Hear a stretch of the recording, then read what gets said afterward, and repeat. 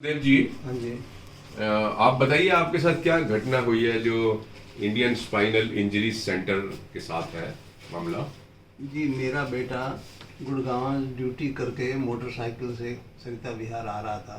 उसका रास्ते में रोड एक्सीडेंट हो गया 30 तारीख की रात सुबह 1:30 के या 12:30 1:30 के बीच में। कौन सी तारीख की बात है? ये 30 तारीख की बात, 30/4/22 की। ओके। जी सर। और वहाँ से हॉस्पिटल से फ़ोन आया कि आपका बेटा एडमिट है। जिन्होंने भी एडमिट कराया था फ़ोन किया तो हम भाग के हॉस्पिटल गए और उन्होंने बताया बड़ी क्रिटिकल पोजीशन है, फ्रैक्चर है, ये है जो भी। कौन से हॉस्पिटल की बात कर रहा हूँ? Indian spinal injury centre. Okay. Indian spinal injury centre Vasant Kunj. तो इनके डॉक्यूमेंट के हिसाब से वो रात को 3:25 पे जी जी वो उसका दाखिला किया, उन्होंने एडमिट किया उसको। जी जी जी है ना? जी। फिर क्या हुआ?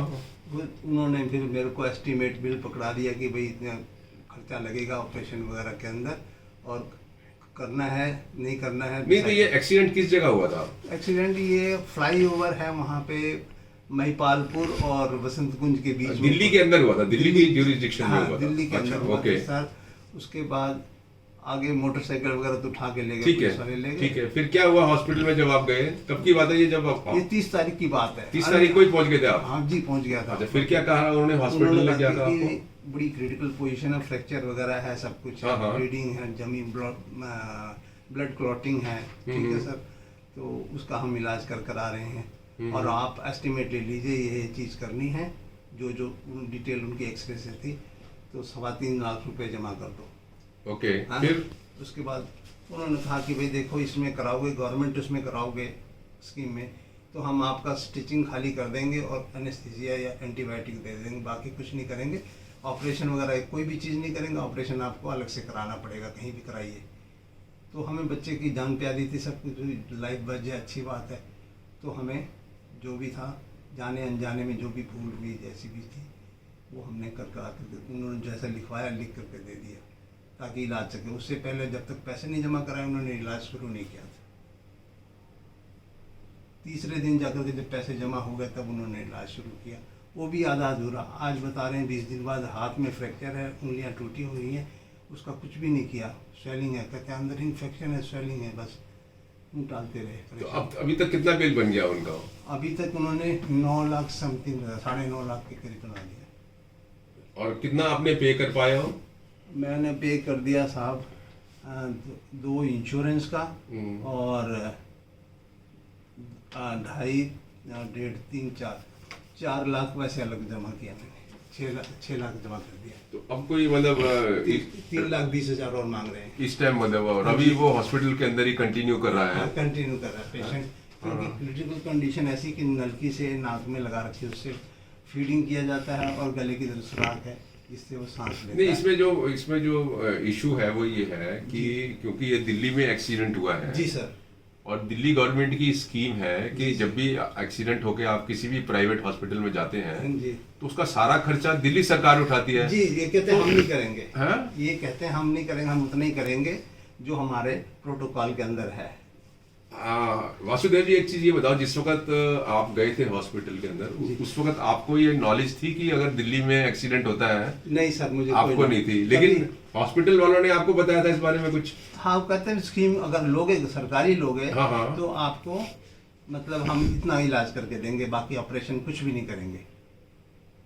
तो इसका मतलब ये हुआ कि हॉस्पिटल को इस बात की नॉलेज भी थी जी। और उन्होंने आपको बताया भी ये बात जी, जी, है, और फिर आपको मतलब एक तरीके से ट्रैप कर लिया उन्होंने। जी, जी, कि आपको ये दिखाकर कि अगर आपने सीरियस कंडीशन भी आपने अगर फाइन वो नहीं किया, मतलब पेड कैटेगरी में नहीं इसको दिया, तो ऑपरेट नहीं करेंगे, तो ऑपरेशन नहीं करेंगे ना। हाँ जी सर। तो फिर आपसे लिखवा भी लिया उन्होंने कि हमें ये गवर्नमेंट स्कीम में नहीं करना। हाँ, और इतने पैसे भी जमा करवा लिए तब जाके इलाज शुरू किया। और अब जो है 3 लाख आप दे पा रहे हैं, नहीं दे पा रहे अब? अभी भी कंडीशन तो नहीं है, इकट्ठा कर रहा हूँ कहीं से लेकर के, जेवर बेच के। और ये तो चलेगा अभी, पता नहीं कुछ इलाज महीना 2 महीने चलेगा जब तक पूरा ठीक नहीं हो जाता सर। तो ये तो आपको ट्रैप किया इन लोगों ने, मतलब एक तरीके से, जबकि हॉस्पिटल को तो जी जी जी, देखो आप कोई अकेले, आपका पेशेंट पहली बार थोड़ी गया है, यहाँ तो जाते रहते हैं। जी सर। तो अगर आपको मालूम नहीं भी था तो ये हॉस्पिटल को हॉस्पिटल को पूरी जानकारी थी कि ये पेशेंट एक्सीडेंट का है और दिल्ली में एक्सीडेंट हुआ है, जी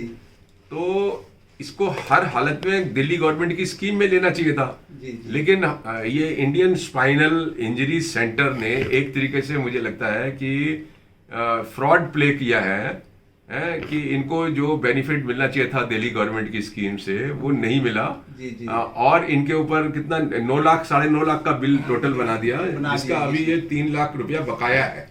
और वो इनको जबरदस्त प्रेशर क्रिएट कर रहे हैं कि आप दीजिए। अब ये आपका इंश्योर जो है, आप रिटायर्ड है, कहाँ से रिटायर्ड है? मैं रेलवे से रिटायर्ड हूँ, रेलवे से 2009 से। हाँ, रिटायर्ड एम्प्लॉई है। और घर में और कौन है कमाने वाला? कमाने वाला कोई नहीं, एक बेटा है और बेटी है, वो अनएम्प्लॉयड है। अच्छा। और मिसेज है बस, और कोई ये लड़का कमाता था? सिर्फ एक लड़का यही कमाता और था। आपका जो पेंशन है जी सर, वो 35-40 हजार रुपए 35,000 के करीब मिलती हाँ, है। तो मुझे लगता है कि ये एक हॉस्पिटल ने लिटरली इस पेशेंट के ऊपर एक तरीके से फ्रॉड प्ले किया है और अब पैसे को लेके इनको हरेस किया जा रहा है। तो ये बहुत ही गलत चीज़ है। मुझे लगता है कि ये इंडियन स्पाइनल इंजरीज को इनको गवर्नमेंट की स्कीम में ही ट्रीट करना चाहिए और जो भी पैसे इनसे लिए हैं वो अभी तक वो सब वापस करने चाहिए और पूरा ट्रीटमेंट